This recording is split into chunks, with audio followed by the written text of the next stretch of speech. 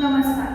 आज मी ज्या विषयावर माझे विचार मांडणार आहे तो विषय केवळ वक्तृत्वाचा नाही, तर तो आपल्या अभिमानाचा आहे, आपल्या अस्तित्वाचा आहे आणि आपल्या राष्ट्रीय एकात्मतेचा आहे. आपण कोण आहोत? मराठी, गुजराती, पंजाबी, तमिळ, कन्नड, बंगाली, आसामी की काश्मीरी? होय, या आपल्या ओळखी आहेत.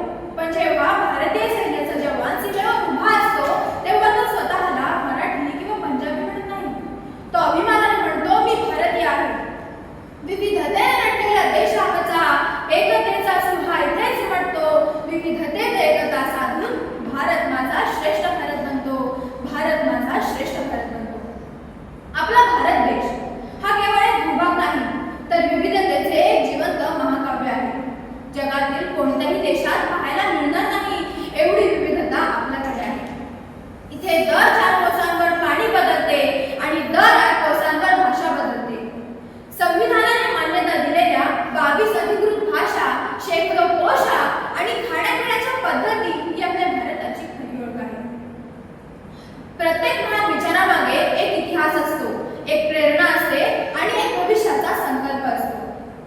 एक भारत श्रेष्ठ भारत ही केवळ एक घोषणा नाही, तर भारताच्या हजारो वर्षांच्या विविधतेत एकता या विचाराला आधुनिक काळात अधिक मजबूत करण्याचा हा एक राष्ट्रीय संकल्प आहे.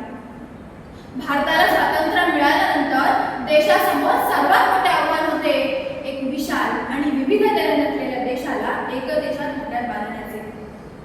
स्वातंत्र्याच्या वेळी भारतात अनेक संस्थाने होती, पण या सर्वांना एका अखंड भारताच्या एकत्रित भावनेत आणण्याचे ऐतिहासिक कार्य लोहपुरुष सरदार वल्लभभाई पटेल यांनी केले. त्यांनी दाखवून दिले की भारताची खरी शक्ती ही त्यांच्या भौगोलिक सीमांमध्ये नाही, तर त्यांच्या एकत्रित भावनेत आहे. पण काळ बदलला, समाज बदलला, तंत्रज्ञान वाढले आणि जग जवळ आले, तरीही एका प्रश्नाची गरज कायम राहिली. मित्रांनो, प्रत्येक महान विचारामागे गरज कायम राहिली.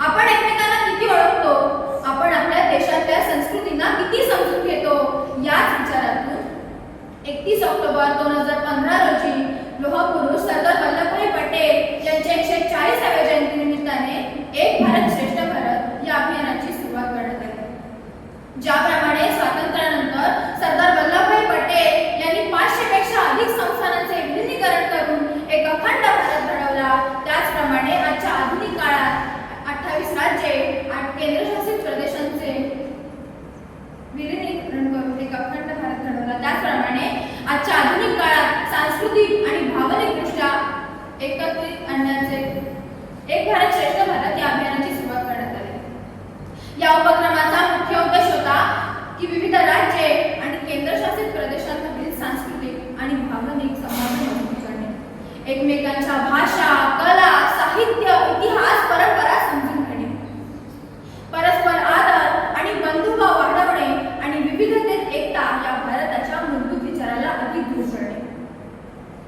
विद्यार्थी मित्रांनो, भारतात अनेक भाषा आहेत, अनेक कला आहेत, अनेक साहित्य आहेत, पण या सर्व